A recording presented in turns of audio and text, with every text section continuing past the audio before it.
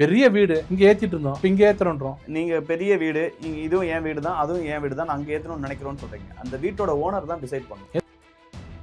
அங்க விளக்கேத்துனா யாருக்கு பாதிப்பு? இப்ப உச்சி பிள்ளையார் கோயில் பக்கத்துல விளக்கேத்துனா யாருக்கு பாதிப்பு? உச்சி பிள்ளையார் கோயில் பண்ணா இங்க இருக்கிற கீழே இருக்கிற அத்தனை கிராமத்துக்கு தெரியல. யாராவது கிராம மக்கள் போய் அதை கேட்கிறாங்க. ராமரவிக்குமார் கூட போட்ட ராமரவிக்குமார் அந்த 5 பேர் கிராம மக்கள். லா அண்ட் ஆர்டர் பிரச்சனை வரும்னு நீங்க சொன்னீங்கன்னா இன்டைரக்டா என்ன சொல்றீங்க? நீங்க ரெடி ஆகிக்கீங்க. ஏன் லா அண்ட் ஆர்டர் பிரச்சனை வரும்னு சொல்றாங்கன்னா, இதற்கு முன்பாக உங்க கட்சியின் மூத்த தலைவர் சிராஜா அவர்கள் என்னென்ன பேச அயோத்தியா மாறிடுங்கறாங்க, தர்காவை ரீலோகேட் பண்ணும், இந்த தர்காவை ரீலோகேட் பண்ணுங்க சிராஜா அவர்களை குமரகுரு அவர்கள் கண்டிக்கிறார். அதல்ல சொல்லிருந்தா அடுத்த விஷயம் இல்லைங்க. சட்டம் ஒழுங்கு பிரச்சனை வரும்னு நீங்க ஃபீல் பண்றீங்க, கவர்மெண்ட் ஃபீல் பண்றீங்க. கோர்ட் வந்து இல்ல கொடுன்னு சொல்றது. எது சுப்பீரியர்? எது சுப்பீரியர்னு நான் ஒருத்தர் பேசினதை காமிக்கிறேன்.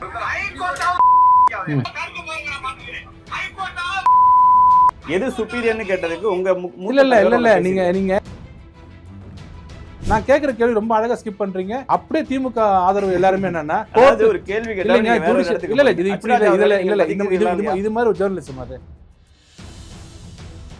ஷானவாஸ் அவர்கள் சொல்றாரு, முஸ்லீம்களுக்கு எதிராக தான் எப்போதுமே தீர்ப்புகள் வந்திருக்கு. ஜட்ஜ் எல்லாம் ரிட்டையர் ஆனதுக்கு பிறகு பாஜக கொடுக்கிற பதவிகளை பாருங்க. அப்ப அவர் வந்து ஜுடிஷியரி வேணான்றாரு, எல்லாமே மூடிட்டு போயிடலாமா? ராமர் கோயில் தீர்ப்பு கொடுத்த நீதிபதிகள்லாம் இப்ப எங்க இருக்காங்க? அப்போ ஒரு சட்டம் கொண்டாங்க. நீங்க தான் 40 பேர் இருக்கீங்களே.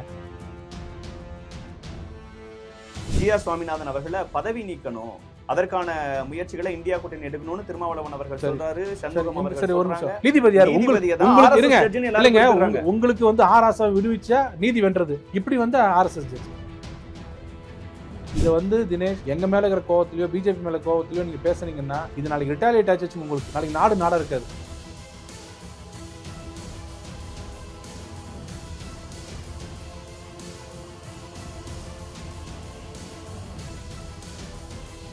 அறுவை சிகிச்சையில்லா குணம் இது ஆயுட்கால நிவாரணம்.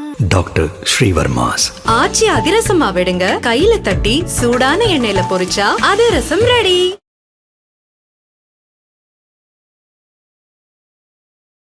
வணக்கம். சிறப்பு நேர்காணலில் இன்று நம்மோடு இணைந்திருப்பவர் பாரதிய ஜனதா கட்சியின் வழக்கறிஞர் பிரிவின் தலைவர் வழக்கறிஞர் திருமிகு குமரகுரு அவர். சார் வணக்கம். சார் வணக்கம். திருப்பரங்குன்றம் விவகாரம் மக்கள் மன்றம், நாடாளுமன்றம், நீதிமன்றம்னு எல்லா இடங்கள்லையும் பற்றி எறியக்கூடிய ஒரு விஷயமாக இருக்கிறது. முதல்ல இந்த விவகாரத்தில் கவர்மெண்ட் ஒரு ஸ்டாண்ட் எடுத்து நாங்கள் அப்பீலுக்கு போகிறோம், மேல்முறையீட்டுக்கு போயிருக்கோங்கிறதுனால தீர்ப்பு வந்த போதும் அதை அமல்படுத்தாத காரணங்களை அவங்க சொல்கிறாங்க. ஆனால் அமல்படுத்தியே தீர வேண்டும், இது வந்து தீர்ப்பு உடனடியாக நடைமுறைக்கு கொண்டு வர வேண்டும் அப்படிங்கிறதுல பாஜக ஆதரவில் இருக்கக்கூடியவங்க ரொம்ப தீவிரமாக இருக்கிறாங்க. திருப்பரங்குன்றத்தில் இஷ்யூஸ் ஏற்படுத்த பாஜக நினைக்குது. இப்போ சிஎம் சில மணி நேரங்களுக்கு முன்பாக ட்வீட் போட்டிருக்கிறாரு, மதுரைக்கு தேவை வளர்ச்சி அரசியலா டேஷ் அரசியலா அப்படின்லாம். மதுரையில் ஒரு மத அரசியலை முன்னெடுக்க பாஜக முயற்சி செய்யுங்கிற ஒரு பார்வையும் இருக்குது. என்ன நினைக்கிறீங்க, எப்படி பார்க்குறீங்க? இப்போ எல்லாரோட கேள்வியும் நல்லா போயிட்டு இருந்தது. ஏன் நீங்கள் தேவையில்லாமல் ஒரு வழக்கு போட்டு வழக்கில் ஒரு தீர்ப்பு வாங்குறீங்க அப்படின்னு சொன்னாங்க.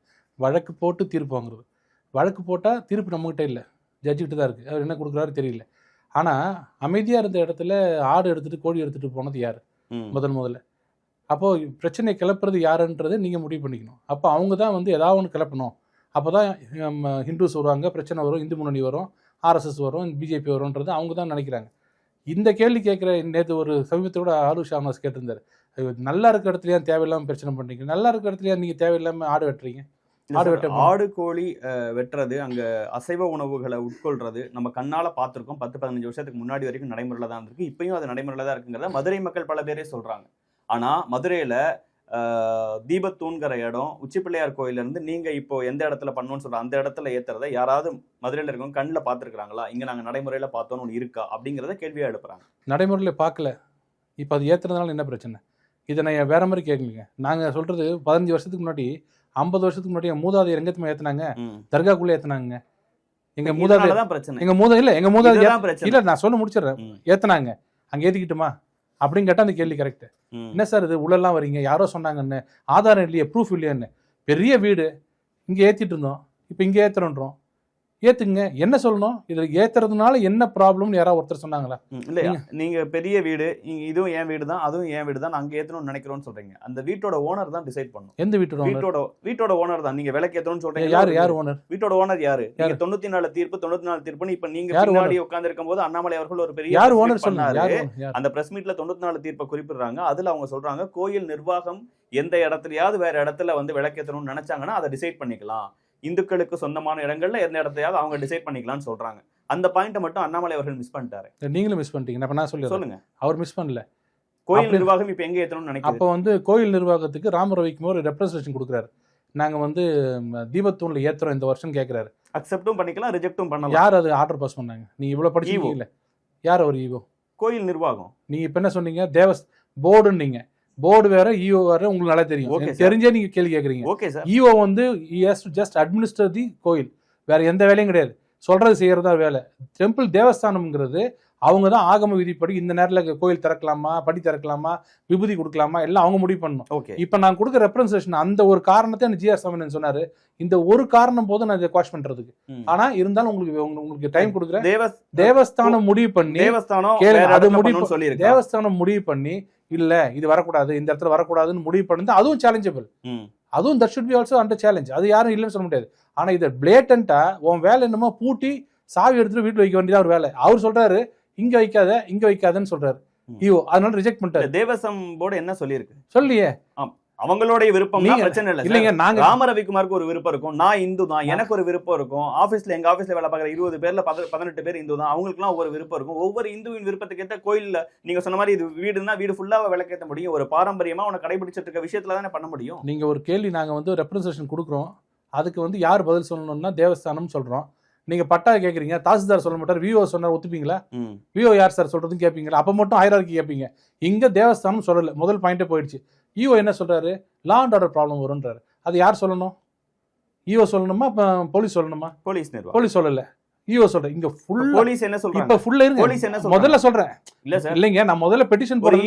ஈஓ நினைச்சா அவருக்கு டிஸ்கஸ் பண்ணிருப்பாரு. அதுக்கு அப்புறமா அதுதான் என்ன சொல்லணும்னா, ஈஓ என்ன பண்ணணும்னா, இது சம்பந்தமா எனக்கு ஒண்ணும் தெரியாது, இது நீங்க போலீஸ்ல கேட்டு நீங்க பண்ணிக்கீங்க, தேவஸ்தானத்துல சொல்லி பண்ணிக்கீங்க அப்படின்னு சொல்லணும். அவரோட இன்டென்ஷன் என்ன? ஈஓக்கு வரக்கூடாது. ஈஓனா யாரு? சேகர்பாபுனா யாரு? திமுக. இவங்க இன்டென்ஷன் வந்து உள்ள வரக்கூடாதுன்னு. நான் கேட்ட ஒரு சிம்பிள் கேள்வி, அங்க விளக்கேத்துனா யாருக்கு பாதிப்பு? இல்ல சார், நடைமுறையில என்ன இருக்கு? அங்க ஏன் விளக்கேத்தணும்? இப்ப உச்சி பிள்ளையார் கோயில் பக்கத்துல விளக்கேத்துனா யாருக்கு பாதிப்பு? அது கோயிலோட உச்சி பிள்ளையார் கோயில் பண்ணா இங்க இருக்கிற கீழே இருக்கிற அத்தனை கிராமத்துக்கு தெரியல.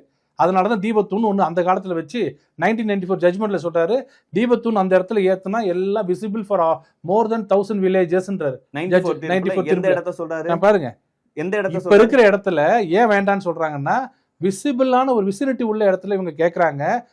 கேட்கறது நியாயமான தீர்ப்பு தான், கேட்கறதா. ஆனா என்னால் இப்ப கொடுக்க முடியாது, ஏன்னா 3 நாள் தான் இருக்கு. அடுத்த வருஷம் இந்த பெட்டிஷனர் கேட்கும் பட்சத்தில் அந்த authority concern should consider the ரிக்வெஸ்ட்ன்றாங்க. என்ன அர்த்தம்?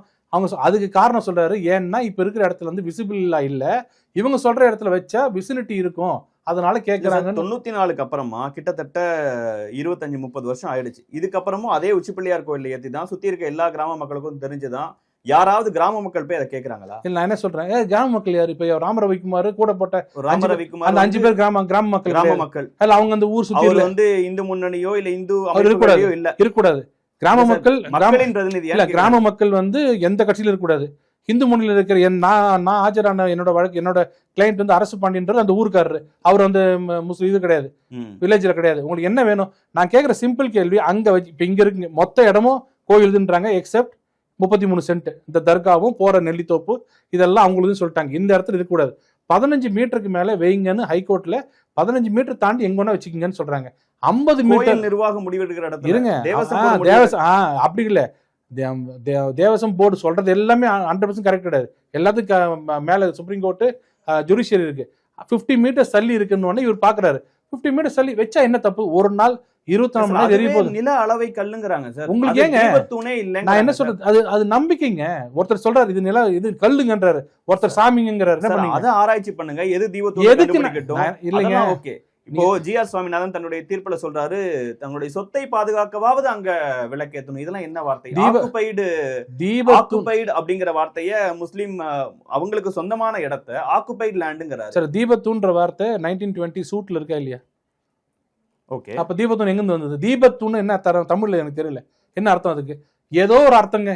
அங்க வச்சா எல்லாருக்கும் தெரியுது எங்க இடம், எங்க டெம்பிள் வந்து இந்துக்களுக்கான இடம், அதை நிர்வகிக்கிற பொறுப்பு ஈஓக்கு உண்டு, நிர்வகிக்கிற பொறுப்பு தேவஸ்தானம். அவங்கள ரிக்வெஸ்ட் பண்றோம், ஐயா அங்கெல்லாம் வைக்கிறதுக்கு இங்க வைக்கிறோம், ஏன் நல்லா இருக்கும்னா என்ன சொல்லணும்? இங்க வேண்டாங்க, இங்க பார்த்தா மக்களுக்கு தெரியாது, இல்ல அங்க ஆயில் தூக்கிட்டு போக முடியாது, போற இடத்துல கல் விழுந்துருவீங்க, நீங்கனாலே உங்க ஆக்சிடென்ட் ஆயிடும், இப்படி சொன்னா பரவாயில்ல. லா அண்ட் ஆர்டர் பிரச்சனை வரும்னு நீங்க சொன்னீங்கன்னா இன்டைரக்டா சொல்றீங்க. அப்ப ரெடி ஆகிக்குப்பா லா அண்ட் ஆர்டர் சொல்றேன், நீங்க ரெடி ஆகிக்கீங்க. ஏன் லா அண்ட் ஆர்டர் பிரச்சனை வரும்னு சொல்றாங்கன்னா, இதற்கு முன்பாக நீங்களே குறிப்பிட்ட மாதிரி வேற சில இஷ்யூஸ்ல போராட்டம் பண்ணும்போது பாஜகவினர் அங்க போராட்டம் பண்றாங்க. உங்க கட்சியின் மூத்த தலைவர் முக்கிய முகம் ஹச்ராஜா அவர்கள் என்னென்ன பேசினார்னு தமிழ்நாட்டுக்கே தெரியும். அயோத்தியா மாறிடுங்கிறாங்க, இதுதாங்க ஃபர்ஸ்ட் ஸ்டெப்பே அப்படிங்கிற ஒரு விஷயத்தை குறிப்பிட்டு தர்காவை ரீலோகேட் பண்ணும் சொல்றாரா இல்லையா? அது கண்டனத்துக்குரியதா? அது ரீலோகேட் பண்ணுங்கிறது இல்ல, அது கண்டனத்துக்குரியதா? கண்டன புரியல சார். கண்டிக்கிறீங்களா சொல்லுங்க, கண்டிக்கிறீங்களா சார்? அது என்ன சார் வார்த்தை? ரைட், நீங்க சார் ரைட் இல்ல இதே வார்த்தை அதே அந்த டோன்ல எனக்கு இதே மாதிரி கண்டிக்கணும். எங்கிட்ட 5 நிமிஷம் எங்ககிட்ட நாட்டை கொடுங்க, ஒரு ஹிந்து கூட இருக்க மாட்டா, எல்லா தலையை வெட்டிடுவோம். இங்க நான் யாரு பேசுனா? முஸ்லீம் யாரு? தௌஹீத் ஜமாத் ஒருத்தர் பேச யாரோ இருங்க, யாருன்னு சொல்றீங்களே, அவரையும் அரெஸ்ட் பண்ணல, பண்ணிதான் எனக்கு ப்ராப்ளம் ஆயிருப்பாரு. இந்த தர்காவை ரீலோகேட் பண்ணுங்க ஹச்ராஜா அவர்களை குமரகுரு அவர்கள் கண்டிக்கிறாரா? இல்லைங்க, தர்காவை ரீலோகேட் பண்றது அவரோட கோரிக்கை, அவரோட எண்ணம். ஆனா அடிச்சு உடைங்க, அடிச்சு இருங்க, ரீலோகேட் பண்ணா எப்படி புரியல? இருங்க, அடிச்சு உடைங்க. அதுக்கு அவருக்கு சொல்ற காரணம் தெரியுங்களா? கோரிப்பாளையத்துல தான் அவரோட பாடி இருக்கு அப்படின்னு வரலாற்று செய்திகள் ஃபுல்லா சொல்றாரு.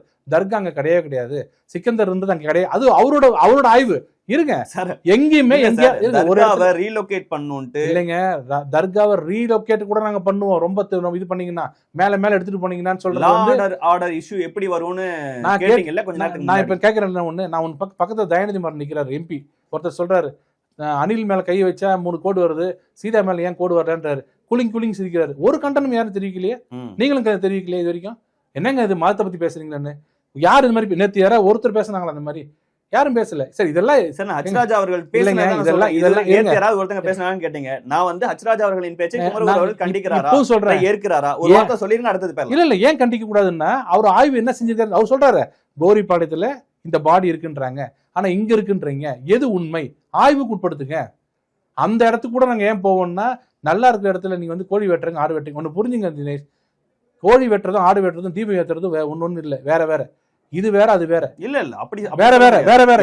உணர்வு முகம் சுளிக்கும். சில பேர் பார்த்தாங்கன்னா தீபத்தை பார்த்தா முகம் சுளிக்குமா சார்? நீங்க என்ன மாமிசம் சாப்பிட்டா முகம் சொல்லிக்கிறது சில பேருக்கு நடக்கும், விஜய் எல்லாத்துக்கும் நடக்கும் சொல்ல முடியாது. அப்படி இல்ல, நான் நான்வெஜ் சாப்பிடுறேன், எனக்கு வந்து நான்வெஜ் சாப்பிட்டா முகம் சொல்லிக்குன்னு சொல்ல முடியாது. நான் நான்வெஜ் சாப்பிடுறேன், ரத்தத்தை பார்த்தா எனக்கு கோவம் வரும். அத்தனை பேருக்கு வெட்டின குழந்தைங்களோட கூட்டு போனா வெட்டினா எனக்கு கோவம் வரும். என்னங்க இப்படி நடு ரோட்ல ஆட்டை வெட்டுங்க? நான் இது வரைக்கும் ஆடு வெட்டினது பார்த்தது இல்ல, பார்க்க கூடாதுன்றாங்க. ஏன்னா பார்த்தா நீங்க சாப்பிட மாட்டீங்க சார். கெடா வெட்டு இந்துக்கள் எல்லாரும் அதுதாங்க மகிழ்ச்சியோட சந்தோஷத்தோட எங்க வெட்டுறாங்க பாருங்க, எங்க வெட்டுறாங்க? கோயில்ல தான். எந்த இடத்துல வெட்டுறாங்க? கோயில்ல தான் சார். அது எந்த இடத்துல எந்த இடத்துல வெட்டுறாங்கன்னு பாருங்க. ஊர் இந்த கோயில்ல இருந்து ஒரு 50 அடி தள்ளி முன்னாடி நம்மளுடைய சாமி இருக்கும்போது சாமிக்கு முன்னாடி அங்க குழந்தைங்க யாரும் போக மாட்டாங்க, பெண்கள் யாரும் போக மாட்டாங்க, வெட்டிட்டு இங்க கொண்டு வருவாங்க. இதுதான் நம்ம ஊரோட இது. அதே மாதிரி அவங்களும் கீழே வெட்டிட்டு மேல கொண்டு போறது இல்லை. அங்க போனாலே நல்லா இருக்காதுங்க. அசைவம் சாப்பிட்றவங்க பக்கத்துல சைவம் சாப்பிட்றவங்க இருந்தாங்கன்னா அவங்க முகம் சுளிக்கிறது வேற. நீங்க திருப்பி ரெண்டு ஒன்னாக்காதீங்க. தீபம் ஏத்தனா அவங்களுக்கு என்ன பிரச்சனை சார்? ஆடு கோழி வெட்டினா உங்களுக்கு ஒரு பிரச்சனைங்கிறீங்கல்ல? கண்டிப்பா பிரச்சனை. எனக்கு மட்டும் இல்ல வெஜ் சாப்பிடுறவங்களுக்கும் பிரச்சனை. இந்த ஹிந்துஸ்ல நான் ஒரு விஷயத்துக்கு போனா நீங்க வேற ஒன்னு ஸ்கிப் பண்ணி போயிட்டீங்க. ஹிந்துஸ்க்கு ஆர்டர் இஷ்யூ எப்படி வரும்னு நீங்க சொல்றீங்கன்னு ஒரு கேள்வியை கேட்டீங்க. அதுக்கு நான் வந்து ஹச்ராஜா அவர்கள் ஒரு சில மாதங்களுக்கு முன்பாக பேசிய விஷயத்த சொன்னேன். சரி, அதை ஏற்கறீங்களா இல்லையா? நீங்க பந்தோபஸ்து கொடுக்குறது யார் வேலை? காவல்துறை வேலை சொன்னாங்களா? அது சார் ஒவ்வொரு தடவையும் ஒரு நிமிஷம் இருங்க. எங்களால ஹெச்ராஜா அவர்களை அடக்கவே முடியலைங்க. அவர் பின்னாடி பெட்டாலியன் இருக்குங்க, எங்கள்கிட்ட ராணுவத்தை கொடுன்னு கேட்டீங்களா? நீங்க வந்து ஜம்ப் பண்ணி அரெஸ்ட் பண்றீங்களா? அரெஸ்ட் பண்றது உங்களுக்கு பூசா? நீங்க அதை ஒரு காரணமா காமிக்கிறீங்களா? ஏன் அலோவ் பண்ண மாட்டாங்கன்னா இதுதான் சட்டம் ஒழுங்கு பிரச்சனை வரும். ஆமா, ஒருத்தர் அவர் பேசணும். இப்ப நீங்க சொல்ற அந்த தீபத்தூணுக்கு எப்படி எதன் வழியாக போகணும்? எல்லாம் ஒரே வழியா தான் போகணும். நீங்க ஆடு வெட்டுறீங்களா, அவங்க இதே வழியா தான் போகணும். அதான் சொன்னேன். ஆடு வெட்டுறதுக்கும் தூணுக்கு எடுத்துட்டு போற நெய் விளக்கு எடுத்துட்டு அவங்க லேண்ட் சார். யாரு? படிக்கட்டுகள் ரைட்ஸ் போறது நமக்கு உண்டாச்சே. வழி நம்ம வழியா போலாம், அந்த வழியா போலாம். மேல விளக்கேத்த போகும்போது வேற எந்த சட்டம் ஒழுங்கு பிரச்சனையும் நடக்க வாய்ப்பே இல்லை. எங்க இருக்கு சொல்லுங்க? சட்டம் ஒழுங்கு பிரச்சனை நடக்க வாய்ப்பு. சரி விடுங்க, நான் என்ன சொல்றேன், ஒண்ணு உங்க வழியில சொல்றேன். சட்டம் ஒழுங்கு பிரச்சனை வரும்னு நீங்க ஃபீல் பண்றீங்க, கவர்மெண்ட் ஃபீல் பண்றீங்க. கரெக்டா? கோர்ட் வந்து இல்ல கொடுன்னு சொல்றது. எது சுப்பீரியர் சொல்லுங்க சார்? கவர்மெண்ட் எல்லாத்தையும் பார்க்கணும் சார். நல்லா நான் கோர்ட் ஒன்னு சொல்லி தெளிவா சொல்லுங்க. அப்படியா கோர்ட் ஒன்னு சொல்லி இத நீங்க பதிவு பண்றீங்களா? ஆப்ஷனே இல்லையா? இத நீங்க பதிவு பண்றீங்களா? இருங்க தினேஷ் வந்து ஒரே ஒரு செகண்ட். ஏன்னா எனக்கு கோர்ட் எது சுப்பீரியர்னு எனக்கு தெரியல. ஒரு நிமிஷம் மட்டும். எது சுப்பீரியர்னு நான் ஒருத்தர் பேசினதை காமிக்கிறேன். கோர்ட் தீர்ப்பு வந்துச்சுன்னு சொன்னதுக்கு அப்புறமாக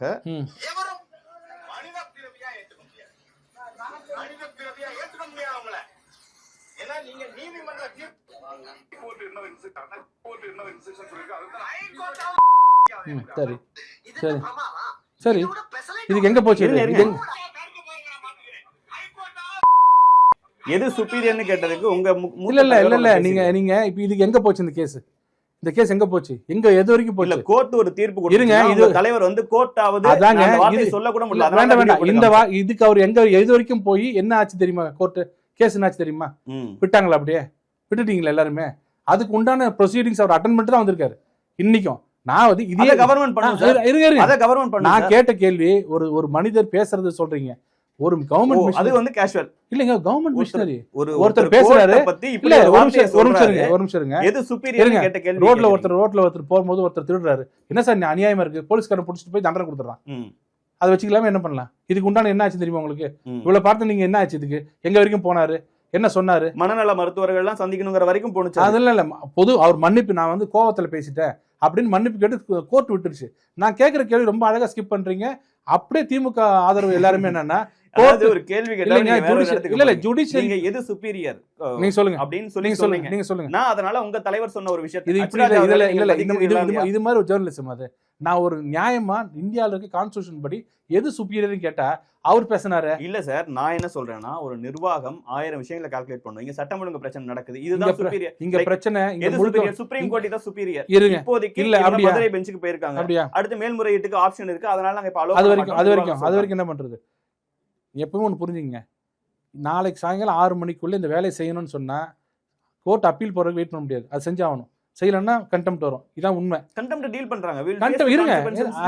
கண்டெம்ட் டீல் பண்றீங்க. ஆபீசர் சொல்றாரு கண்டெம்ட் டீல் பண்ணிட்டு குவாஷ் பண்றாரு. 144 கிடையாது போலான்றாரு. அரெஸ்ட் பண்றீங்க. எந்த அத்தாரிட்டியில? 144 கிடையாது. 144 இருந்தா 5 பேருக்கு மேல போக கூடாது. இல்ல 3 பேர் போறாங்க. அரெஸ்ட் பண்றாங்க. ஏன் அரெஸ்ட் பண்றீங்க? என்ன அத்தாரிட்டி? சட்டம் ஒழுங்க மைண்ட்ல வச்சு மாவட்ட நிர்வாகம் காவல்துறை ஒரு விஷயத்தை 144 இல்லையங்க. 144 கிடையாது. ஆனா அரெஸ்ட் பண்றீங்க. நீங்கள் நான் கோயில் பண்ண அரெஸ்ட் பண்ணுவாங்களா? அதுதான் குறிப்பிடறாங்க. ஜிஆர் சுவாமிநாதன் அவர்கள் அவரே ஒரு உள்நோக்கத்தோட செயல்படுறாரு. இங்க பாருங்க நம்ம டீசெண்டா பேசிட்டு இருக்கோம். உள்நோக்கம் வெளிநோக்கம்லாம் வேண்டாம். ஒரு இடத்துல ஒரு ஜட்ஜி வந்து ஹைகோர்ட் ஜட்ஜி ஒரு ஆர்டர் போடுறாரு. அதை எக்ஸிக்யூட் பண்ண வேண்டிய வேலை போலீஸ் வேலை. ஒரு சிம்பிளா சொல்றேன். ஒரு மேஜிஸ்ட்ரேட் ஒருத்தரை கூப்பிடுறாரு. நீ திருடிட்டு கன்ஃபார்ம் ஆயிடுச்சுப்பா, 3 வருஷம் ஜெயில். அவரை ஜெயிலுக்கு கூட்டு போங்கன்றாரு. கரெக்டா? அவன் இருங்க, நீங்க தான் சுப்பீரியர் ஆயிங்க. உங்களுக்கு அப்புறம் செஷன்ஸ், ஹைகோர்ட்டு, சுப்ரீம் கோர்ட்டு. நான் அப்பீல் போற வரைக்கும் என்ன வீட்டுக்கு போறேன்னு சொல்லுவாரா? இல்ல சார், தனி மனிதன் டீல் பண்ற விதம் நான் கேக்குறேன். நீங்க இல்ல நான் கேக்குற விஷயங்களும் இல்ல இத நீங்க சொல்லுங்க, மக்களுக்கு புரியும். இம்ப்ளிமெண்ட் பண்ணுன்னு சொல்றாரு ஒரு மேஜிஸ்ட்ரேட். 3 வருஷம் ஜெயில், அவர் புழல் கூட்டு போன்றாரு. இருங்க, எனக்கு அப்பீல் ஆப்ஷன் இருக்குன்னு சொல்ல முடியுமா? நிச்சயம் முடியாது. எப்போ வரும் அப்பீல் ஆப்ஷன்? எப்போ வரும்? ஜெயிலுக்கு போனதுக்கு அப்புறம் இவன் அப்பீல போட்டுட்டு அந்த அப்பீல்ல சஸ்பென்ஷன் ஆஃப் சென்டென்ஸ்னு ஒன்று ஜாமீன் வாங்கி வரணும். இது நம்ம ரகுபதிக்கு தெரியலையே, சட்ட அமைச்சருக்கு. சார் அப்பீல் போட்டுருங்க சார். அப்பீல் போட்டா சரியாயிடுமா? அப்பீல்ல ஸ்டே வாங்கினீங்களா? அப்ப என்னன்னா சுப்பீரியர் யாரு? ரூல் ஆஃப் லா யார் சுப்பீரியர்? இங்க சட்டம் தான் சுப்பீரியர். உங்களுக்கு எனக்கும் சரி. பார்லிமெண்ட் ஒரு ஆக்ட் போறோம், அது அன்கான்ஸ்டிடியூஷனல் சொல்ற பவர் யாருக்கு இருக்கு? சுப்ரீம் கோர்ட்டுக்கு இருக்கு, ஹைகோர்ட்டுக்கு இருக்கு. சொன்னா அதை கேட்டுதான் ஆகணும். மீண்டும் ஒரு சட்டம் போடுவீங்க, ஆனா அந்த சட்டம் வராது. சபரிமலையில ஒரு தீர்ப்பு வந்தபோது சுப்ரீம் கோர்ட், அதுவும் இது கூட ஓகே, இதுக்கப்புறம் சுப்ரீம் கோர்ட்ங்கிற ஆப்ஷன் இருக்கு. சபரிமலை தீர்ப்பு கொடுத்ததே சுப்ரீம் கோர்ட் தான். அப்ப நம்ம அதை நடைமுறைப்படுத்தணுமா? எங்க உணர்வுகள் புண்படுது அப்படின்னு பாஜக என்ன சொன்ன? என்ன பண்ணோம்? கரெக்டா நீங்களே வந்து மாட்டிட்டீங்க. என்ன பண்ணணும் சொல்லுங்க. நான் மாட்டிக்கிட்டதாவே இருக்கட்டும். நீங்க என்ன பண்ணாங்க சொல்லுங்க. அங்க பெண்களை அலோவ் பண்ணக்கூடாதுன்னு இல்ல, என்ன போராட்டம் என்ன பண்ணாங்க? ரோட நின்று விலைக்கு ஏத்தி நாங்க போக மாட்டோம்னு ஒரு போராட்டம் பண்ணாங்க. போனாங்கன்னா அவங்கள தாக்கல, இருங்க, அவங்க ஆபாச வார்த்தைகளால இருங்க போனாங்களா? போன மகளிரை நிம்மதியா விட்டுட்டோம். கோர்ட்டு கேஸ் நாங்க விடல, போலீஸ் விடல.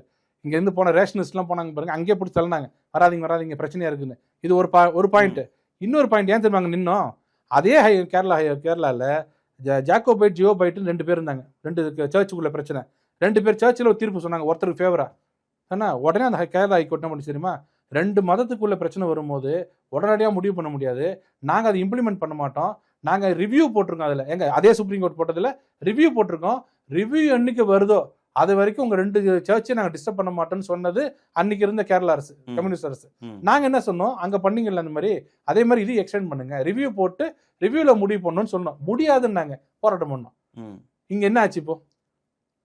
ரொம்ப சிம்பிளாங்க. அன்னைக்கு மட்டும் விட்டுருந்தீங்கன்னா 3 பேர் ஏத்திட்டு போயிருப்பாங்க, ½ அன் அவர் எரிஞ்சு போயிருக்கு. நடைமுறையில ஒண்ணு இருக்கும்போது அதை ஏன் மாத்தணுங்கிற கேள்வி. அதான் நான் கேட்டேன், ஏங்க திடீர்னு வெட்டுறீங்க? 15 வருஷமா நீங்க வீட்டுல வெட்டலன்னீங்க. 15 வருஷம் வேற சார். சரி, கடைசியா அதுல ஒரு லிமிட் இருக்கா? தினேஷ்க்கு வந்து 15 வருஷம்னா 1947க்கு பிறகு ஆக்ட் படி எப்படியெல்லாம் வழிபாட்டு தலங்கள் இருந்ததோ அது அப்படியே தொடர வேண்டும்னு முக்கியமான ஒரு தீர்ப்பு வந்தது. உங்களுக்கு தெரியும், என்னை விட நல்லா உங்களுக்கு தெரியும். அப்ப அதன்படி சொல்றேன், 47க்கு பின்பாக இந்த இடத்துல எங்கேயாவது விளக்க ஏத்தி இருக்காங்களா? தர்கா பக்கத்துல 15 மீட்டர்ல இருக்கக்கூடிய நீங்க குறிப்பிட்ட அந்த விளக்கத்துல விளக்கு ஏத்தி இருக்காங்களா? 47க்கு அப்புறம் விளக்கு ஏத்தலன்னா அதுக்கப்புறம் ஏத்தவே கூடாது.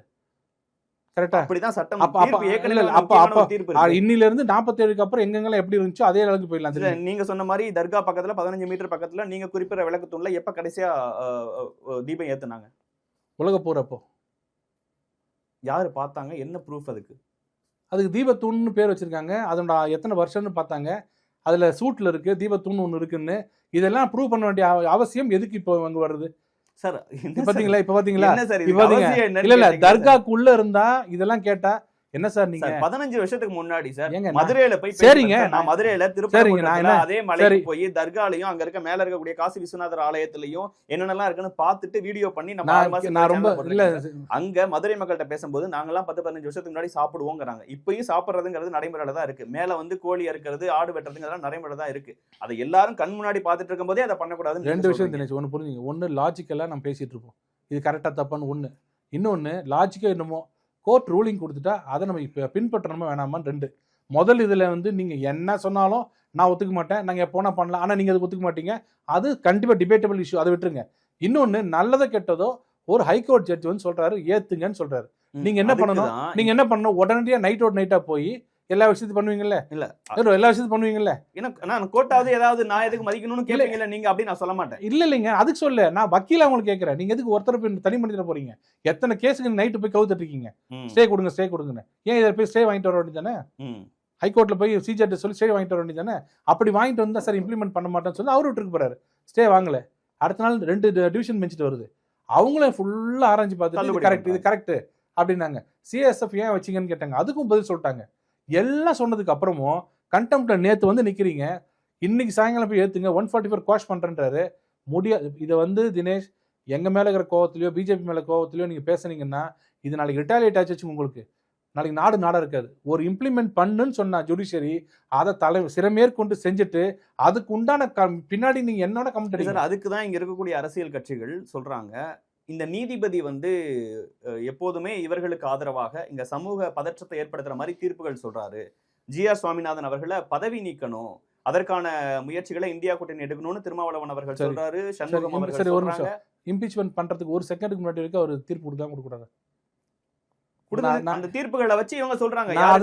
நான் எங்க போயிட்டு நீங்க எங்க வரீங்க? நான் தாண்டி போயிட்டேன், நான் மதுரை கிட்ட போயிட்டேன், பின்னாடி வந்துட்டீங்க. நான் சொல்றது இம்பீச் பண்ணுங்க, நாளைக்கே தாராளம் பண்ணுங்க. இம்பீச் பண்ற ஒரு நாள் முன்னாடி வரைக்கும் அவர் சைன் பண்றதெல்லாம் செல்லும். இதான் சட்டம். நான் சொல்றது தனி மனிதனை பார்க்காதீங்க, ஒரு ஜட்ஜா பாருங்க. உங்களுக்கு அவர் மேல பிரச்சனை இருந்தது, டிவிஷன் பெஞ்ச் வருது, அவங்களும் ஆர்எஸ்எஸ் தான். இப்போ சரி, நாடாளுமன்றத்துல டிஆர் பாடு சொல்றாரு ஆர்எஸ்எஸ் ஜட்ஜ்னு. யாரு? ஜிஎஸ். ஆமா. அப்புறம் சார் நான் இப்போ இதை கேட்டீங்களே, இப்போ நான் ஒரு கேள்வி கேட்கிறேன். கர்ணன் ஒரு ஜட்ஜ் இருந்தார், கேள்விப்பட்டீங்களா? கர்ணன் ஒரு ஜட்ஜ் ஹைகோர்ட்ல இருந்தார். அவர் என்னென்ன பண்ணார் தெரியுமா? இப்போ நீங்க சொல்றீங்களே ஆர்எஸ்எஸ் ஜட்ஜ் எல்லாம், இங்க இருக்க திருமாவளவன், நம்ம ஷானவாஸ், நம்ம டிஆர் பாலு, ஒருத்தராவது எங்க நீதிமன்றத்துக்கு கலங்க விளைவிக்கிறாருங்க நீதிபதியா இருந்துட்டு சொன்னாங்களா ஒரு வார்த்தை? அப்ப நான் கேட்கிறேன், நீங்க என்ன இங்க மட்டும் ஆர்எஸ்எஸ்ன்றீங்க?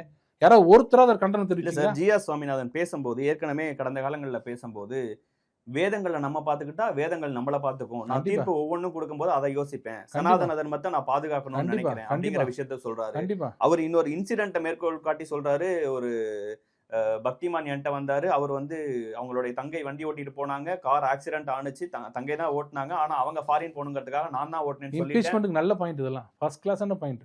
அதெல்லாம் அவர் பேசியிருக்கிறாரு. இல்லைங்க, நான் உங்களுக்கு சொல்றேன், நான் சொல்றது புரியல. ஆனா அந்த அப்படிப்பட்ட விஷயத்துக்காக நான் அவருக்காக போராடி அவரை வெளியே வர வச்சேன் அப்படின்னு குறிப்பிடுறேன். நான் ஒரு இன்ஸ்பெக்டர் கைது பண்றாருன்னு, அவர் கைது பண்ற தப்புன்னு அவர் சஸ்பெண்ட் பண்ண போறோம் தெரியுமா? எப்போ? நாளைக்கு. என்ன சார், நாளைக்கு சஸ்பெண்ட் பண்ணிக்கங்க, இன்னைக்கு அவர் கைது பண்றது நிக்குங்க சட்டப்படின்ற. நீங்க அதுல போகாம இவர் ஆர்எஸ்எஸ், நான் கர்ணன் பேசினா ஜம்ப் பண்றீங்க. கர்ணன் என்னெல்லாம் பேசினாரு? வாசல்ல வந்து பேசினார். இது கோர்ட் அது, இங்க என்னென்ன பண்ணான்னு தெரியுமா ஓத்தணும், சிஜே என்ன பண்ணான்னு தெரியுமான்னு அவன் இவன் பேசினார். ஒரு கண்டனும் இல்லை. அதுக்கப்புறம் ஹைகோர்ட்டுக்கு இது கல்கட்டாக்கு மாட்டினாங்க, அங்கேயும் இதே பேசினாரு. வெளியில தூக்கி 6 மாசம் ஜெயில வச்சாங்க. இது வரைக்கும் ஒருத்தர் அவரை பத்தி பேசல. ஏன் தப்புன்னா தப்பு தானே? ஏன் இவரை மட்டும் கேட்குறீங்க? அங்க இருக்க ஒருத்தரை கேட்டு பாருங்க நீங்க மதுரையில், இங்க இருக்க வக்கீல் யாராவது ஒருத்தரை, இந்த இவங்களும் தவிர மட்டும் எல்லா விஷயத்திலையும் பாருங்க நேர்மையா பண்றாருன்னு நாங்க சொல்றோம். உங்களுக்கு அது பிடிக்காது, உங்க இஷ்டம். நான் உங்க பார்வை சமூக பதற்றத்தை அது என்னன்னா கொடுக்குறாங்க சார். இந்த விஷயங்கள்ல சரி, மணிப்பூர்ல ஒரு தீர்ப்பு கொடுத்தாரு. யாரு தெரியுமா அவரு? நம்ம ஊர் ஜட்ஜி தீர்ப்பு கொடுத்தாரு. ஜிஆர் சுவாமி இருங்க, நம்ம ஊர் ஜட்ஜி தீர்ப்பு கொடுத்தாரு. அதனாலதான் இன்னைக்கு இவ்வளவு பதட்டம். ஷானவாஸ் அவர்களின் பேட்டி நீங்க பல தடவை குறிப்பிடறனால நான் சொல்றேன். ஷானவாஸ் அவர்கள் சொல்றாரு, முஸ்லீம்களுக்கு எதிராக தான் எப்போதுமே தீர்ப்புகள் வந்திருக்கு. தீர்ப்புகள் வந்ததற்கு பிறகாக அந்த ஜட்ஜ் எல்லாம் ரிட்டையர் ஆனதுக்கு பிறகு பாஜக கொடுக்கிற பதவிகளை பாருங்க. அப்ப அவர் வந்து ஜுடிஷியரி வேணான்றாரு, எல்லாமே மூடிட்டு போயிடலாமா? இல்ல, ஒவ்வொரு தடவையும் பல போராட்டங்களுக்கு அப்புறமா நான் இப்ப சொல்றேன். கர்ணன் ஒரு உதாரணம். கோயில் தீர்ப்பு கொடுத்த நீதிபதிகள்லாம் இப்ப எங்க இருக்கிறாங்க? கர்ணன் எங்க? அப்போ ஒன்று சட்டம் கொண்டாங்க. நீங்க தான் 40 பேர் இருக்கீங்களே, 40 பேர் இருக்கீங்களே, நீங்க ஒன்று அட்லீஸ்ட் ஒரு மூட் பண்ணுங்க. நாளையில இருந்து யாராவது ஜட்ஜ் ரிட்டையர் ஆனாங்களா, அவங்க எந்த பதவியும் கொடுக்கக்கூடாது, கமிஷன் கொடுக்கக்கூடாது. 2004 இருந்து 2014 வரைக்கும் நாங்கள் யாருக்கெல்லாம் கொடுத்தோமோ அதுவும் சேர்த்து தப்புன்னு சொல்ல சொல்லுங்க. ஏகே ராஜன் ஒருத்தருக்கு கொடுத்துருக்கீங்க. அவர் யாரு? ஆனந்த். இவர் இந்த பத்மநாபன் ஒருத்தர் இருக்காரு. என்ன பண்ணாலும் அவர் எல்லாம் இஷ்டத்துக்கு பேசுவார். கவர்மெண்ட் மோடி அவன் கிடக்கிறான் அப்படின்னு. அவர்லாம் ஜட்ஜா இருந்தவர். சந்துரு ஜட்ஜா இருந்தவர். நாங்கள் சொல்லணுமா அதெல்லாம்? இது இப்படிதான் இருக்கும் சிஸ்டம்ல. அவங்க வெளில போனா எப்படின்னா பேசுவாங்க, அவங்க கலரை காமிப்பாங்க. அது ஏன் கலரை காமிக்கிறீங்க? இல்ல, மாநிலங்களவை உறுப்பினர் ஆக்குறாங்க, கவர்னர் ஆக்குறாங்க. ஆக்க கூடாது. எங்க இருக்கு? அதான் சொல்றேன். நாளைக்கு ஒரு சட்டம் கொண்டு வாங்க. நானே சொல்றேன், நீ சட்டம் கொண்டு வந்து நிறைவேற்ற வேணாம், அதை அட்லீஸ்ட் இனிஷியேட் பண்ணுங்க. அருமையான விஷயம். ஷானவாஸ் நான் சொல்றேன், நண்பர் தான். நாளைக்கு எந்திரிச்சுன்னா சொல்லுங்க, இனிமேல் ரிட்டையர்ட் ஜட்ஜுக்கு எந்த பதவியும் கொடுக்கக்கூடாது, வீட்டுக்கு அனுப்பணுன்றதை நாங்கள் உறுதியாக சொல்றோம் சொல்லுங்க. அப்ப நான் கேட்பேன், அருணா ஜட்ஜும் கொடுக்கக்கூடாது, யாரும் கொடுக்கக்கூடாது, எந்த ஜட்ஜஸ் கொடுக்கக்கூடாது. இந்த இது இப்படிப்பட்ட சென்சிட்டிவ் இஷ்யூஸ்ல நமக்கு சாதகமாக தீர்ப்பு சொல்லக்கூடிய இந்த மாதிரி கருத்துக்களை ஏற்கனவே கடந்த காலங்களில் பேசியிருக்கக்கூடிய ஜட்ஜு கிட்ட கொண்டு வந்து இதை நடைமுறைப்படுத்த பாஜகவினர் துடிக்கிறாங்க. நீங்க துடிக்கிறாங்க இருக்கிறாங்க, என்னென்ன பண்ணிக்கீங்க. நான் கேட்கறது ஒரு வக்கீல ஒரு ஆர்டர் போடுறாரு, அதுக்கு ஒரு காரணம் சொல்லிட்டீங்க, அவர் இந்த ஆர்எஸ்எஸ்ன்னு டிவிஷன் பெஞ்ச் போடுது, நீ பண்ண தப்பு. அந்த ஜட்ஜ்மெண்ட்டை படிச்சு பார்த்தீங்களா? உண்மையிலே சொல்றேன், இந்த இந்த இந்த இடத்துல பேசுறது நான் வெக்கப்படுறேன். ஏன்னா இந்த மாதிரி ஒரு ஜேர்னலிசம் வச்சுக்கிட்டு அதில் போட்டுருக்கதெல்லாம் படிங்க. புரியல சார், நீங்க படிங்க. நீங்க கோவம்லாம் நேற்று இருந்து எல்லாரும் கேள்வி கேட்குறீங்க. ஒரு இடத்துல கூட சார் ஸ்டாலின் அவர்களை பார்த்து லூஸ் ஷீட்ஸை வச்சு நீங்க 144 போட்டிருக்கீங்க, தட் ஷோஸ் டேம்பரிங் ஆஃப் ரெக்கார்டை நீங்க டேம்பர் பண்ணிருக்கீங்க அப்படின்னு ஜட்ஜ் சொல்றாரு. அதுக்கு என்னங்க அர்த்தம்னு கேட்டிருக்கீங்களா யாராவது ஒருத்தராவது? இது வரைக்கும் தமிழ்நாடு வரலாற்று யாராவது சொல்லியிருக்காங்க அந்த மாதிரி? சார், ஒரு அரசை நடத்துறவங்களுக்கு இங்க வந்து சட்டம் ஒழுங்கு பிரச்சனை வராம டேம்பர் பண்ணலாம் இருக்கணும்னா என்ன செய்யணுங்கிறது தெரியும். டேம்பர் பண்ணலாம். 144 தடை பண்ணாங்களா பண்ணலன்னு சொல்லுங்க. நீங்க என்ன, நான் கேட்குற கேள்வி என்ன உங்களுக்கு? ஸ்டாலின் அவர்களை பார்த்து இப்படி சொல்றாரு, என்ன அர்த்தம்னு கேட்டா வன்மையா கண்டிக்கணும்னு சொல்லுங்க. சொன்னாரா? அமைதியா போயிட்டீங்க எல்லாரும். டேஷ், இது டேஷா என்னது? ஒரு முதல்வர் போற ட்வீட். சார் ரைட், நீங்க என்ன வளர்ச்சி நீங்க மதுரைக்கு எய்ம்ஸ் வரலன்னு சொல்றாங்க, அதற்கு இந்த கோவப்பட்டீங்க. மதுரைக்கு மெட்ரோ வரலையே, அதுக்கு இந்த கோவப்பட்டீங்க. இதை எந்த மதுரை மக்களாவது கேக்குறாங்களா? ஒரு 10 பேர் சேர்ந்துட்டு இந்த ஒரு விஷயத்தை கேக்குறாங்கன்னா தேவன் மக்களுக்கு ஏன் சார் அந்த காவல்துறையினருக்கு மதுரை மக்கள் அவ்வளவு கைத்தட்டி கொண்டாடினாங்க? கைத்தட்டினாங்களா? அது உள்ள போகாதீங்க சார், கைத்தட்டலைங்க இல்ல சஷ்டி. ஒவ்வொரு காவல்துறையினரும் கை கொடுத்து அடுத்த நாள் காலைல கோயிலுக்கு போனவங்க வந்தாங்க சார். பாக்கலையா நீங்க? இல்ல, நீங்க என்ன வேணா பண்ணுங்க. நீங்க அந்த விஷயம் நான் பார்த்தேன். கந்தசஷ்டி கவசம் உட்காந்து பாடினாங்க, அதுக்கு எல்லாம் கை தட்டினாங்க, அதையும் நாங்க பார்த்தோம். எந்த கிளிப்பை கொண்டு எங்க போட்டு நான் ஒரு கேள்வி கேட்டா என்ன அழகா மாத்தினீங்க பாருங்க. ஒரு முதல்வர்கிட்ட டேஷ் அரசியலான்னு கேட்கிறாரு. வளர்ச்சி அரசியலா என்ன டேஷ்? மத அரசியலா இருக்கலாம், போடுங்க. தைரியம் வந்தா போடுங்க. நீங்க தான் பெரிய ஆளாச்சு, போட வேண்டியது தானே. அதையே மறைக்கிறீங்க. இல்ல நீங்க இல்ல எது அந்த ஒரு வார்த்தை எப்படி ஒரு சிஎம் வந்து போடலாம்? டேஷ் டேஷ்ன்னு சொல்லலாமா? சின்ன பசங்க மாதிரி அது சொல்றீங்க. நான் அடுத்த கேள்வி கேட்டேன். இப்போ 6 மணிக்கு 144 போடுறீங்க, அவர் 6 மணிக்கு தீர்ப்பு கொடுக்குறாரு. அங்கே போகும்போது 144 காமிக்கிறீங்க. எப்போ இட் வாஸ் ப்ரிப்பேர்டுன்றாரு. அது ஒரிஜினல் ஃபைல் காணும் அப்படிங்கிறீங்க, எடுத்து கொடுக்குறீங்க. பார்த்தா லூஸ் ஷீட்ஸ் இருக்கு. இதெல்லாம் ப்ரிப்பேர்ட் இல்லை. ஒரு நீதிபதியை வச்சு இதை டிஸ்டர்ப் பண்றதுக்கான விஷயங்களை செய்யறாங்கிறத தொடர்ந்து பேசிக்கிட்டே இருக்கிறாங்க. சட்டம் ஒழுங்கு பிரச்சனையை எப்படியாவது ஏற்படுத்திடலாம் அப்படிங்கிற விஷயத்தை செய்யறாங்க. இந்து மக்களே இதற்கு எதிராக நான் என்ன கேள்வி கேட்டேன், நீங்க என்ன பதில் சொல்றீங்க? ஆமாங்க, நாங்க 5 மணிக்கு தாங்க ரெடி பண்ணோம். எங்களுக்கு புரியும், மக்களை காப்பாத்துறதுக்கு, தினேஷ் போன்ற அப்பாவிகளை காப்பாத்துறதுக்கு துடிக்கணும். அங்க அழுகுறாங்க எல்லாரும் மக்கள்லாம். தீபத்தை ஏத்தாதீங்க, நாங்க செத்துருவோம்னு மக்கள் அழுகுறாங்க. நான் 5 மணிக்கு ப்ரிப்பேர் பண்ண கொடுக்கறதுக்கு என்ன கஷ்டம்? ஈஓ எங்க போனை சுவிட்ச் ஆஃப் பண்ணிட்டு போறாரு. விசியில் வர மாட்டேங்கிறாரு. மதுரை மக்களாவது தீபத்தை ஏத்துங்கன்னு அழுதாங்களா? வேற ஏற்றக்கூடாது எடுத்தாங்களா? வழக்கமா என்னங்க இது கேள்வி? ஏங்க, நீங்க சொன்னதுக்கு ஆப்போசிட் கேள்வி. நான் கேட்கறேன் நான் பாக்குற ஒரு கோயில்ல இந்த கோயில் ஏத்த நல்லா இருக்குன்னு நான் ஒரு வழக்கு போடுறேன். நீங்க மட்டும் தான் அழுதீங்களா? மத்தவங்க கேட்டாங்களா? உச்சிப்பிள்ளையார் கோயில் ஆல்ரெடி ஏத்திட்டு தான் சார் இருக்கு. அது அது கோயில்ல விளக்கே ஏத்தாத மாதிரி ஒரு ப்ரொஜெக்ஷன் நீங்க நாங்க ஏற்படுத்துறீங்க எங்க வேணா நாங்க சொல்ற இடத்த ஜட்ஜ் ஒத்துக்கிட்டாரு. இப்ப ஒன்னு சொல்லட்டுமா? ரொம்ப மூச்சு முட்டை பேசுறீங்க. இவங்க எல்லாம் ஆர்எஸ்எஸ் ஜட்ஜ். சுப்ரீம் கோர்ட் போகுது. சுப்ரீம் கோர்ட்ல பண்ணது கரெக்ட் சொல்லிட்டு என்ன பண்ணுவீங்க? டிஆர் பாலு எங்க முகத்தை கொண்டு போய் வச்சுப்பாரு அப்படின்னு பாருங்களேன். அப்ப சொல்லணும்ல, சுப்ரீம் கோர்ட் ஆர்எஸ்எஸ் சொல்லணும். சொன்னா நான் விட மாட்டேன். சுப்ரீம் கோர்ட் ஆர்எஸ்எஸ் நேத்து பேட்டி சொல்ல மாட்டாரு. சொல்றாரு அங்கேயும் அதுதான் வரும்னா அதுக்கு எதிராக தான் ஒவ்வொரு முறையும் போராடிட்டு இருக்கோம். சண்டை போட்டுட்டு இருக்கோம். டிஆர் பாலு சொல்றது வேற, இவரு சொல்ற அவர் வந்து டிஆர் பாலு எல்லாத்தையும் நம்புறாரு, ஒரு ஜட்ஜை நம்ப மாட்டாரு. ஷாலு ஷானவாஸ் இந்தியாவை நம்ப மாட்டாரு, ஜுடிஷியரி வேண்டான்றாரு. எல்லாம் அவங்க ஆளுங்க தாங்க. இவர் வந்து ஒரு சட்டமன்ற உறுப்பினர். நான் கைத்தட்டி கொண்டாடினேன் இவரை. யாரா இருந்தாலும் ஓத் எடுக்கும்போது நாங்க எல்லாம் அந்த நாட்டோட சிட்டிசனா இருப்பேன், எல்லாத்தையும் மதிச்சு நடப்பேன்றது வேற. இங்க மட்டும் இல்ல, அங்கேயும் இல்லை எங்களுக்கு இது கிடையாது, இங்கேயும் நியாயம் கிடையாது. இந்த இந்தியாவில் எங்கேயும் நாங்கள் வாழ தகுதி இல்லை, எல்லாரும் அகைன்ஸ்ட் சொல்றது ஒரு நல்ல சட்டமன்ற உறுப்பினர் அழகாது இல்லை சார். மதுரை மக்கள் ரொம்ப நிம்மதியா தர்காவுக்கும் போய் சாமி கும்பிட்டு, மேல இருக்க காசி விஸ்வநாதர் கோயிலுக்கும் போயிட்டு, உச்சிப்பிள்ளையார் கோயில்ல விளக்கேத்திட்டு, கார்த்திகை தீபத்தன்னைக்கு தீபம் ஏத்திட்டு, கீழே முருகனை கும்பிட்டு நிம்மதியா தானே இருந்தாங்க. இந்த மாதிரி ஒரு நீட் இருக்குன்னு ஒண்ணு பண்ணி அந்த ஊர் மக்கள்கிட்ட பதற்றத்தை ஏற்படுத்த. பதற்றத்தை வந்து இப்ப நாங்க ஆட்சியில இருந்து பண்ணா இந்த கேள்வி கரெக்ட். என்னது? இப்ப நாங்க ஆட்சியில இருந்து நாங்களா ஜியோ போட்டு ஏத்துங்கன்னு சொன்னா தினேஷ் கேட்கறதெல்லாம் கரெக்ட். ஏன் சார் இப்படி பண்றீங்க, பிரச்சனை பண்றீங்க? அதுல ஒரு போட்டு என்னது, எங்க போட்டோம் பெட்டிஷன்? ராம ரவிக்குமார் அவர்கள் எங்க போட்டோம் பெட்டிஷன்? நீதிமன்றத்துக்கு போறீங்க. அது அப்படி கடந்து சார் நீதிமன்றத்துக்கு போறீங்க. நீதிபதி யாரு? நீதிபதி யாரு? உங்களுக்கு இருங்க இல்லைங்க, உங்களுக்கு வந்து ஆராசா விடுவிச்சா நீதி வென்றதா? அதே அங்க போயிட்டு உங்களுக்கு என்னென்ன வேணுமோ எல்லாம் கவர்னர் லெஃப்ட் அண்ட் ரைட் வாங்கினா நீதி வென்றது. இப்படி வந்து ஆர்எஸ்எஸ் ஜட்ஜ் முடிவு பண்ணுங்க. நீங்க அவர் ஏற்கனவே பேசியிருக்க விஷயங்கள் பாருங்க. அது ரகுபதி நான் என்ன வேணாலும் பண்ணுவேன், சனாதனத்தை காப்பதுக்காக நான் என்ன வேணாலும் பண்ணுவேன், ஒரு நல்ல சாஸ்திரி வந்தாரு அவரை வந்து வெளியே கொண்டு வரதுக்காக நான் போராடினேன். நான் சொன்னேன், அருமையா சொன்னேன், இம்பீச்மென்ட் கொண்டு வாங்கன்னு. அதை கொண்டு வர போறேன். அது வரைக்கும் அமைதியா இருங்க. அது வரைக்கும் அவர் சொல்ற தீர்ப்பு நிக்கும். அது கேட்டு கார்த்திகை தீபத்தன்னைக்கு தான் விளக்கேற்றுங்கிறது ஆகம விதி. அதற்கு அடுத்த நாளும் விளக்கு ஏதோ ஒரு நேரத்துல கண்டெம்ட் நீ பண்ணல அப்படின்னு சொல்றது, நேத்து நீ பண்ணல அப்படி விட்டுறது அடுத்த வருஷம் வரைக்கும். சரி இன்னைக்கு முடிஞ்சு போச்சுங்க, அடுத்த 3 நாள் வெயிட் பண்ணலாம்னு சொல்றதா? முடியாது. ஜட்ஜ் என்னன்னா அவர் அந்த ஆர்டரை வந்து இம்ப்ளிமெண்ட் பண்ணவே முடியாது. அவங்க இன்சல்ட் பண்ணது எப்படிலாம் பண்ணாங்க தெரியுமா? உங்களுக்கு தெரியாது. அவங்க பண்ண விதம் அப்படி. அதனாலதான் கோவம். 5 மணிக்கு வந்து அவர் சொல்றாரு, ஏஜ் ரவீந்திரன் சொல்றாரு, அப்படி சொல்லலையே. I have heard about anticipatory bail, but I have never heard about anticipatory contempt petition. இதே வார்த்தையில் what do you mean to say? 6 மணிக்கு டைம் இருக்கு, ப்ரீமெச்சூர். அப்போ நீங்கள் கம்ப்ளைண்ட் பண்ணுறீங்களா? புரியுதா?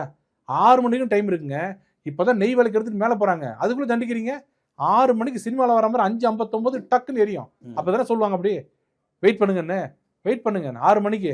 இல்ல அப்ப அந்த ஜட்ஜ் பண்ண உங்க நீதியரசர் செய்த விதங்கள் சிஏஎஸ்எஃப் கூட்டிட்டு போய் இருங்க அதெல்லாம் என்ன 6 மணி 5:50 அவர் இதுக்கு முன்னாடி கேளுங்க 5:59 60,000 தீர்ப்பு கொடுத்திருக்கேன் அப்படின்ட்டு ஏதாவது ஒரு தீர்ப்பு நடைமுறைப்படுத்தலைன்னா துணை ராணுவ படை அனுப்புறேன், என்னுடைய செக்யூரிட்டிஸ் அனுப்புறேன், நானே வரேன், இதெல்லாம் வேற எதுக்காவது பண்ணுவாரா? ஒரு நிமிஷம் கேளுங்க. 5 மணிக்கு கேட்குறாரு ஒரு ஏஏஜி. 1 மணி நேரத்தில் லைட் ஏற்ற முடியுமா ஏற்ற முடியாது? தெரியுமா தெரியாது? அவருக்கு தெரியுமா தெரியாதா? தெரியும். ஐயா சொல்லக்கூடாது. ஆமாங்க ஏற்ற முடியாதுங்க. ஏன் சொல்ல? 6 மணிக்கு வெயிட் பண்ணுங்க. 6 மணிக்கு வந்துட்டு ஏற்றலை, நான் கிண்டல அது கோர்ட்டு. ஏற்றலையா? சரி போலீஸ் நான் கொடுக்க முடியாது ப்ரொடெக்ஷன். போலீஸ் சொன்னது ப்ரொடெக்ஷன் கொடுக்க முடியாது. அப்போ ஆட்டோமேட்டிக்காக ஆல்டர்னேட்டிவ் ப்ரேயர் இருக்குது. அதில் ஒன்று அவங்க ஏற்றட்டும், இல்லை பெட்டிஷனரான என்ன ஏற்ற சொல்லுங்கள், பந்தோபஸ்து கொடுங்கன்றாரு. யாரை நம்புவாங்க பந்தோபஸ்து? அது டிவிஷன் பெஞ்சில் போட்டிருக்காரு. இந்த கோர்ட் இஸ் ஹெல்ப்லெஸ். யாருமே இல்லை என்னை பாதுகாக்கணும்னா நான் யாரை கேட்பேன்? போலீஸை கூப்பிடுவேன். போலீஸ் வரல, நான் பவுன்சர்ஸாக கூப்பிடுவேன், இல்லை செக்யூரிட்டி ப்ரைவேட் செக்யூரிட்டி கூப்பிடுவேன். பக்கத்தில் சிஎஸ்எஃப் இருக்குது, நீ போய் இம்ப்ளிமெண்ட் பண்ணு அப்படின்னு சொல்றதுக்கு எனக்கு பவர் உண்டு அப்படின்னு சொல்றாரு டிவிஷன் பெஞ்ச். ஆமா ஒத்துக்குச்சு. இது வரைக்கும் தினேஷோட வரலாறுல எந்த ஒரு இடத்துல தீர்ப்புலையாவது போலீஸ் வந்து பந்தோபஸ்லாம் கொடுக்க முடியாதுங்க சொல்லிருக்காங்களா? சார் பதற்றம் வரும்னா அப்ப பந்தோபஸ்து என்ன நினைக்குதுன்னு அவங்க நினைக்கணும்ல. கருத்து கவுண்டர் பாதுகாக்க வேண்டிய பொறுப்பு அரசுக்கு இருக்கு சார். அவங்க 1000 விஷயங்களை யோசிச்சு தானே சார் பண்ணுவாங்க. தினேஷ் நீ ரொம்ப இதுல மூச்சு முட்டை பேசுறீங்க. நாளைக்கு சிரிப்பாயிடும் உங்க நிலைமை. ஏன் சொல்லுங்க? டெய்லி 1000 கேஸ் வருது. ஒரு கேஸ்லயும் திருவிழா நடத்த சொல்லுங்க. இல்லைங்க முடியாதுங்க. ஏன் பதட்டம் ஆயிடுங்க, ரத்த வெறி வருங்க, ஜாதி பிரச்சனை வருங்க. அப்படியா? ஒரு தீர்ப்பு யாரும் ஒரு நிமிஷம் இருங்க போக முடியும். அது இருங்க, அத சட்டம் ஒழுங்கு பிரச்சனை வராம அதுதாங்க பொறுப்பு அரசுக்கு இருக்கு. மக்களுக்கு தெரியாமே போகணுன்றீங்க பாருங்க. ரெட்டு இதே மாதிரி நாங்க போடுவோம், லா அண்ட் ஆர்டர் பிரச்சனை வரும்னு போலீஸ் சொல்லுவாங்க. Give it in form of கவுண்டர்னுவாங்க. கவுண்டர் அஃபிடேவிட்டா போடுவாங்க. கவுண்டர் அஃபிடேவிட்ல எழுதுவார், தாசில்தார் எஸ்பி எழுதுவார், இங்கே திருவிழா நடத்தினா ரத்த கொலை நடக்கும், பிரச்சனை வரும்னு எழுதி கொடுப்பாரு. வாங்கி வச்சுக்கிட்டு ரிசைன் பண்ணிட்டு போங்க. நான் சொல்கிறது தினம் ஒரு கேஸில் ரிசைன் பண்ணிட்டு போங்க, திருவிழா நடக்கும் ஒன்று. சல்யூட் அடிச்சுட்டு போயிடுவார் தெரியுமா? சல்யூட் அடிச்சுட்டு போயிட்டு, என்ன சார் நடத்த சொல்லிட்டாங்க சார், நாங்கள் போய் நடத்தி ஆகணும் சார். எஸ்பி ஒன்று ஒரு 1000 பேர் எடுத்துக்குப்பா. இதுதான் தமிழ்நாட்டில் இந்தியா முழுக்க நடக்கிற நடைமுறை. அந்த இடத்துல என்னங்க கவுண்டரில் நான் வந்து நடத்த முடியாதுன்னு சொல்கிறேன், விவரம் இல்லாமல் நீங்கள் நடத்த சொல்கிறீங்க, என்னெல்லாம் பந்தோபஸ்து கொடுக்க முடியாதுன்னு இது வரைக்கும் ஒரு எஸ்பி சொல்லியிருக்காரா? கோர்ட்டில் சொல்லியிருக்காரா? சொன்னால் என்ன ஆகும் நம்ம நாடு? இன்றைக்கி நாங்கள் ஜாலியாக இருக்குது உங்களுக்கு பிஜேபி ஆர்எஸ்எஸ்ன்னு, நாளைக்கு கம்யூனிஸ்ட் கட்சி பார்த்துடாதீங்க, சட்டை போட்டிருக்கீங்க பாருங்க தீகா, அவங்க ஒரு கட்சி மீட்டிங் நடத்துகிறாங்க. அப்போ சொல்கிறாங்க இல்லை இல்லைங்க இன்ஸ்பெக்டர் சொல்கிறாரு சார் வெட்டு குத்தாகும் சார்னு. அப்போ சொல்கிறாரு வச்சுங்க பண்ணு நான் சொல்கிறதுன்னு கேட்குறாரு. அப்போ அந்த இன்ஸ்பெக்டர் சொல்கிறாரு நீங்கள் நினச்ச மாதிரிலாம் பண்ண முடியாதுங்க, உங்கள் வேலையை பாருங்க, நாங்கள் அப்பீல் போகிறோன்னு சொன்னால் அன்னைக்கு பாருங்க உங்கள் வயிறு எரியும் பாருங்க அன்னைக்கு எல்லாருக்கும். இது என்ன நாடா காடா? சரி ஓகே, எப்படி டீல் பண்ண போறீங்க? எது இந்த சட்டம் பார்த்துக்கும், சட்டம் பார்த்துக்கும். இன்னைக்கு வந்துட்டாங்கல்ல அபிஷேக் சிங்கி, விகாஸ் சிங்கு, அங்கே வந்து யார் பெரிய பெரிய ஆள்லாம் கூட்டு வந்துட்டீங்க, ஆளுக்கு எவ்வளோ செலவு பண்ணி எல்லாம் கொண்டு வந்துட்டாங்க. அவர் கேட்குறாரு யாரெல்லாம் ஃபைல் பண்ணுறீங்கன்னு. கவர்மெண்ட்டும் ஈஓவும் ஃபைல் பண்ணியிருக்காங்க. அவ்வளோதானே? தர்கா பண்ண போகுதுன்றாங்க. தர்கா ஃபஸ்ட் டைம் பண்ண போகுது, அப்பீல் பண்ணிட்டோம், எல்லாம் சேர்த்து அடுத்த வாரம் வச்சுக்கிறேன்னாரு. அடுத்த வாரம் வெள்ளிக்கிழமை நான் வந்து ஃபைனல் இயரிங் பார்த்து பண்ணிக்கிறேன் அப்படின்னு டிவிஷன் பெஞ்ச் சொல்லுது. இங்கே கண்டெம்ட்டு செவ்வாய்க்கிழமை போட்டிருக்காரு. கரெக்டாக போயிட்டு இருக்கு. சுப்ரீம் கோர்ட் போயிருக்கீங்களா நீங்கள் என்ன அவங்க போயிருக்காங்க, கவர்மெண்ட் போயிருக்குல்ல, போய் என்ன ஆகுதுன்னு பாருங்க. அங்கேயே இந்த மாதிரி தீர்ப்பு வந்துச்சு வச்சுங்களேன், தயவுசெய்து அதையும் ஆர்எஸ்எஸ்ன்றதீங்க. ஏன்னா நாங்கள் ஏற்றுப்போம் இங்கே தமிழ்நாட்டெல்லாம் ஏற்றுப்போம், ஆனால் நார்த் இந்தியாவில் ஏற்றுக்க மாட்டாங்க ஆர்எஸ்எஸ்னா. ஓகே, என்ன நடக்க போகுதுன்னு பொறுத்து வந்து பார்ப்போம் சார். நேரம் உங்கள் நேரத்தையும் கருத்தையும் பகிர்ந்து கொண்டதுக்கு மிக்க நன்றி. அறுவை சிகிச்சையில்லா குணம் இது ஆயுட்கால நிவாரணம். டாக்டர் ஸ்ரீவர்மாஸ். ஆச்சி அதிரசமா விடுங்க, கையில தட்டி சூடான எண்ணெயில பொரிச்சா அதிரசம் ரெடி.